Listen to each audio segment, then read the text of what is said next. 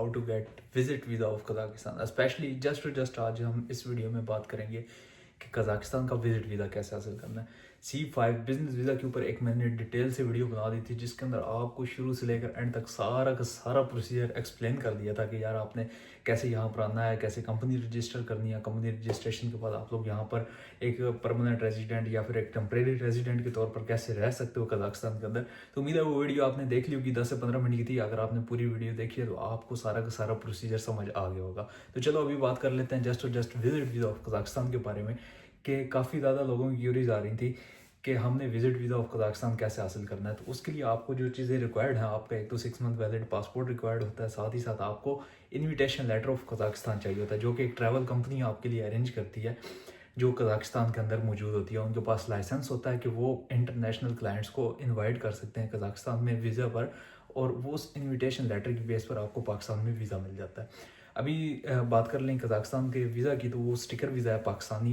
Nationals के लिए। Indians के लिए 14 डेज़ वीज़ा फ्री एंट्री है। अगर 14 दिन से ज़्यादा का वीज़ा उनको चाहिए हो तो फिर वो स्टिकर वीज़ा ले सकते हैं कज़ाकिस्तान की एम्बेसी जाकर after getting invitation letter of Kazakhstan.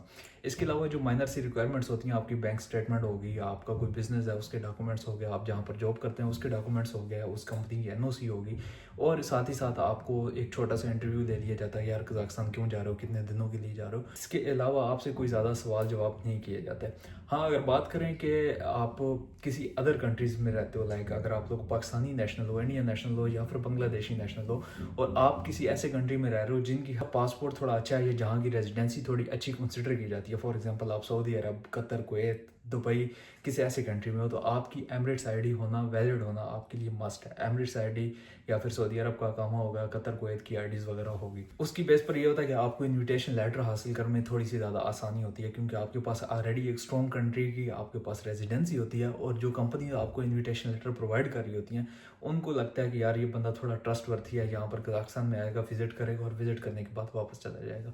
जैसे कि आपको पता है पाकिस्तानी इंडियंस की बहुत एक बैड इमेज बनी हुई है कि लाइक वो लोग विजिट वीज़ा पर दूसरे कंट्रीज़ में जाते हैं और फिर वहाँ पर ओवर स्टे हो जाते हैं। इसी वजह से काफ़ी ज़्यादा लोगों के visas, visit visas specially reject हो जाते हैं, स्पेशली फ्रॉम पाकिस्तान और इंडिया और बांग्लादेश।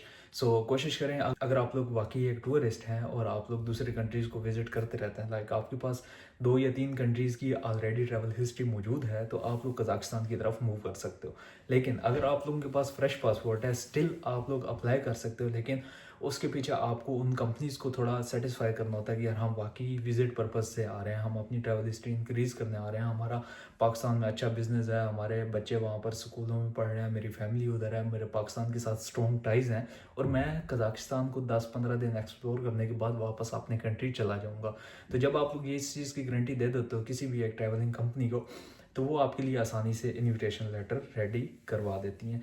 इनविटेशन लेटर रेडी होने पर 10 से 15 दिन का टाइम लगता है। मेनली मैं इनविटेशन लेटर पर ज़्यादा फोकस इस वजह से कर रहा हूँ क्योंकि काफ़ी ज़्यादा लोगों की क्यूरीज भी यही होती हैं कि यार हमें इनविटेशन लेटर मिल जाए किसी न किसी तरीके से। बाकी जो फाइलिंग वगैरह है उसमें आपकी होटल बुकिंग, टिकट्स वगैरह, ये सारा कुछ हर बंदा कर सकता है। सो इन केस अगर आपको कज़ाकिस्तान के रिलेटेड हेल्प चाहिए, आपको इनविटेशन लेटर अरेंज करने में कोई इशू आ रहा है, तो मैं आपकी हेल्प कर सकता हूँ। आप लोगों को नंबर दिया गया है, आप लोग इस पर रब्ता कर सकते हैं, और मैं यहाँ पर जो डिफरेंट कंपनीज काम कर रही हैं उनके थ्रू आपको इनविटेशन लेटर निकलवा कर दे सकता हूँ, इन केस अगर आपको चाहिए हो तो। बाकी विज़िट पर आएँ, यहाँ पर अपनी रजिस्ट्रेशन लाजमी करें, और उसके साथ साथ आप लोगों ने यहाँ पर एक जो कज़ाकिस्तान के कानून है, आप किसी भी कंट्री में जाते हो वहाँ के रूल्स एंड रेगुलेशंस को फॉलो करना आप पर मस्ट होता है। इन केस आप किसी भी दूसरे कंट्री में जाओ और वहाँ पर सोचो कि यार हम जैसे पाकिस्तान में बगैर इशारों के रोड क्रॉस कर रहे हैं जी, बगैर कुछ पूछे किए दाएं बाएं देखे, जिधर मुँह आया उठा के चले गए, जहाँ दिल किया थूक दिया, जहाँ दिल किया सिगरेट पीना शुरू हो गया, तो इन चीज़ों को भी आपने अवॉइड करना है। क्योंकि अगर आप लोग विजिट पर आकर यहाँ पर इस तरह की चीज़ें अपनाओगे तो डेफिनेटली बात है आप लोगों को फाइन्स का सामना करना पड़ेगा। और अगर कोई आप लोग एक सीरियस इशू कर देते हो, लाइक कोई भी आपकी वजह से सीरियस इशू क्रिएट हो जाता है, तो आप लोग डिपोर्ट भी हो सकते हो। अगर बात करें इसके वीज़ा की वैलिडिटी की, तो जो कज़ाकिस्तान का वीज़ा वैलिड होता है वो 3 मंथ्स के लिए वैलिड होता है। उन 3 मंथ्स में से आप कोई भी 28 या 29 दिन कज़ाकिस्तान में कंटिन्यूस स्टे कर सकते हो, क्योंकि ये सिंगल एंट्री वीज़ा होता है। एक बार आप कज़ाकिस्तान से निकल गए तो आपका वीज़ा एक्सपायर हो गया, अब दोबारा उस वीज़े पर कज़ाकिस्तान एंटर नहीं हो सकते। तो ये थी जी माइनर और मेजर सारी डिटेल्स मैंने आपको कज़ाकिस्तान के वीज़ा के बारे में दे दी हैं। उम्मीद है वीडियो अच्छी लगी होगी। अगर तो अच्छी लगी है like comment share and subscribe करना मत भूलिएगा। کوئی آپ کا کویشچن باقی ہے, کوئی چیز آپ پوچھنا چاہ رہے ہو, تو آپ لوگ لازمی کمنٹ باکس میں پوچھ سکتے ہو. امید ہے کوئی بھی چیز مس نہیں کی ہوگی میں نے. ملتے ہیں انشاءاللہ نیکسٹ ویڈیو میں, تب تک کے لیے خدا حافظ.